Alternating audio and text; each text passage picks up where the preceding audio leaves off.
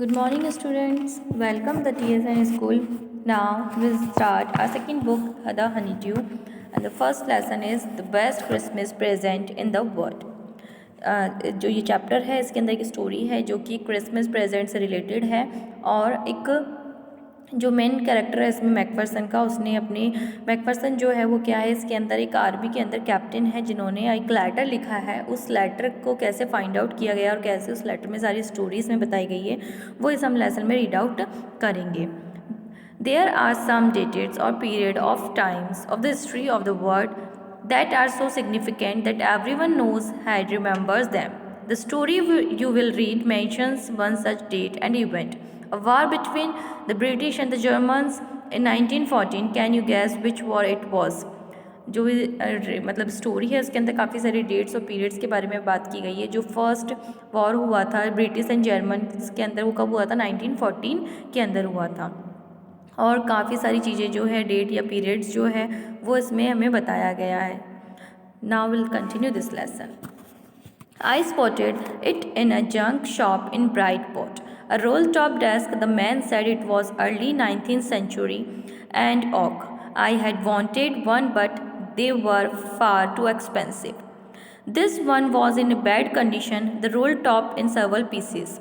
One leg clumsily mended, scratch marks all down one side. It was going for very little money. I thought I could restore it.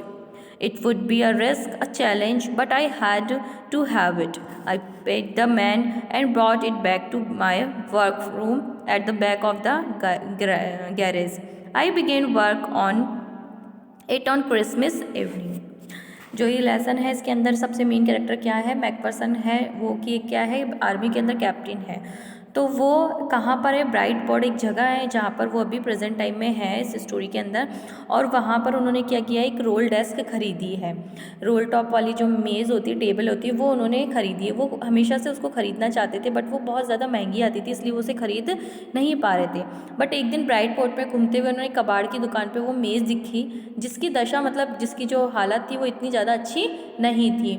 उसके ऊपर मतलब वो काफ़ी दिखने में सस्ती सी भी लग रही थी और ऊपर काफ़ी स्क्रैचेस वगैरह थे बट फिर भी उन्होंने उसको ख़रीद लिया क्योंकि उन्हें उसकी ज़्यादा ज़रूरत थी। I removed the roll top completely and pulled out the drawers. The banner had lifted almost everywhere. It looked like water damage to me. Both fire and water had clearly taken their toll on the desk. This last drawer was stuck fast. I tried all I could to as it out gently. In the end, I used brute force. I struck it sharply with the side of my fist, and the drawer flew open to reveal a shallow space underneath. A secret drawer. There was something in the there. I reached in that and took out a small black tin box. Sellotaped to the top of it was a piece of lined notepaper, and written on it in shaky handwriting.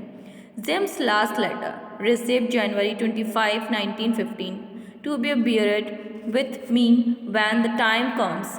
I knew as I did it that it was wrong of me to open the box, but curiosity got the better of my scruples. It usually does. तो जो वो बताते हैं कि लेखक बता रहे जो राइटर है वो कहते हैं कि मैंने मेज को जब ख़रीद लिया तो उसके बाद उसको जब मैंने पूरा खोलने की कोशिश की इसकी जो ड्रॉर्स वगैरह थी उसको मैंने खोला तो उसके अंदर से एक ब्लैक टिन का बॉक्स निकला। उसके ऊपर एक कागज़ सा चिपका हुआ था जिस पे लिखा था जिम का ये क्या है लास्ट लेटर है और कब लिखा हुआ था वो 25 जनवरी 1915 का था। कहते हैं कि जो राइटर वो बताते हैं कि मैंने उस जब बॉक्स को खोला तो उसमें एक लेटर मुझे मिला जो कि उसमें लिखा था वो जिम का एक लास्ट लेटर था। उसमें लिखा था कि क्रिसमस की सुबह जब जर्मनी के अंदर मतलब जो उनका वॉर हुआ था जो युद्ध उनका हुआ था उसके बारे में उन्होंने सारा अपना एक्सपीरियंस उसके अंदर लेटर के अंदर लिखा था। और वो किसके लिए लिखा था उन्होंने अपनी वाइफ के लिए लिखा था। मैकफरसन जो जिम थे उन्होंने अपनी वाइफ को ये लेटर लिखा था और उसके अंदर सारी डिस्क्रिप्शन दी थी कि कैसे जर्मन के अंदर कैसे उनका वॉर हुआ कैसे जो उनका एनवायरनमेंट था वो रहा या कैसे उनका एक्सपीरियंस था वो सब रहा। तो उन्होंने इसमें लिखा था कि इस लेटर के अंदर उन्होंने सारी चीज़ें अपनी बताई थी। लाइक जो राइटर है वो कहते हैं कि वैसे तो किसी का बॉक्स ऐसे बिना पूछे नहीं खोलना होता है, बट क्यूरियोसिटी इतना मतलब जिज्ञासा इतनी थी कि उन्होंने उस लेटर को खोलना स्टार्ट कर दिया। Inside the box there was an envelope. The address read mister Jim McPherson, 12 copper beeches, Brightport, Dorset. I took out the letter and unfolded it. It was written in pencil and dated at the top December 26, 1914. कहते हैं कि मैंने उस box के अंदर जब उस box को पूरा खोला तो उसके अंदर एक लेटर एनवलप में निकला, लिफाफा निकला, और उस पर किसका एड्रेस लिखा था? मिस्टर जिम मैकफर्सन का एड्रेस लिखा हुआ था, जो कि 12 कॉपर बीचेस में रहते थे, ब्राइटपोर्ट के अंदर। और वो अंदर उसके अंदर एक क्या था, एक लेटर था फोल्डेड हुआ हुआ, और उसमें पेंसिल से वो लिखा हुआ था, और उसमें पेंसिल से एक डेट लिखी हुई थी, दिसंबर 26, 1914। उसमें सेकंड पार्ट इसका है, dearest Connie, I write to you in a much happier frame of mind because something wonderful has just happened that I must tell you about at once. We were all standing in our trenches yesterday morning, Christmas morning. It was crisp and quite all about as beautiful a morning as I have ever seen. As cold and frosty as a Christmas morning should be. उन्होंने उसमें लिखा था कि dearest Connie, means अपनी wife को उन्होंने लिखा था कि प्यारी कॉनी, तुम्हें विश्वास नहीं होगा कि क्रिसमस की आज सुबह है, और क्रिसमस की सुबह बहुत ही ज़्यादा ठंडी है, कोल्ड है यहाँ पर काफ़ी, क्योंकि क्रिसमस कब आता है? 25 दिसंबर को आता है, उस टाइम बहुत ज़्यादा ठंड होती है।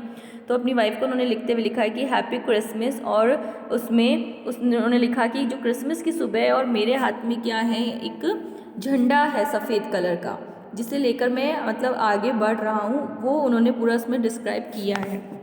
I should like to be able to tell you that we began it, but the truth I am ashamed to say is that Fritz began it. First someone saw a white flag waving from the trenches opposite, then they were calling out to us from across no man's land. Happy Christmas, Tommy. Happy no man's land, happy Christmas, Tommy, happy Christmas. When we had got over the surprises, some of us shouted back, same to you, Fritz, same to you. I thought that would be that. We all did. But then suddenly one of them was up there in his great coat and waving a white flag. Don't shoot, lads, someone shouted, and no one did. Then there was another Fritz up on the parapet, and another, keep your heads down. I told the man it's a trick, but it wasn't. वो बता रहे अपनी wife को कि कैसे जो Christmas की सुबह थी उस दिन हमारा किसके साथ, ब्रिटिश के साथ क्या था, युद्ध होने वाला था, और सुबह सुबह मेरे हाथ में क्या था, झंडा लेकर मैं आगे बढ़ रहा था वाइट कलर का। तो दूसरी जो अंग्रेजी सेना थी वो ये सोच रही थी कि शायद हम इस चीज़ को लेके बेवकूफ़ बन जाएंगे, बट क्रिसमस की सुबह ही मतलब जब हम आगे बढ़ रहे थे अपनी सेना के साथ में, तो हम सब ने डिसाइड किया कि पहले हम क्या करेंगे, खाना खाएंगे, और हम फिर उसके बाद अपनी सेना को आगे साथ में लेकर बढ़ेंगे। तो जिम बताते हैं कि जब अंग्रेजी सेना थी उसका अवसर का मौका किसे मिला था, उन्हें ही मिला था, और वो खुद को उनके साथ लेकर चल रहे थे। जर्मन जो दूसरी कंट्री थी उसके साथ में उनका युद्ध, जर्मन और ब्रिटिश का जो युद्ध था वो होने वाला था।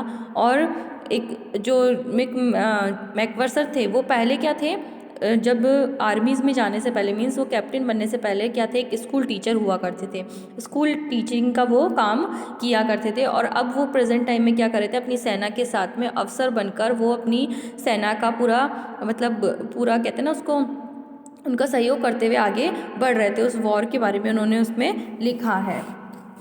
सो students, we will continue this lesson in our next class. Thank you all.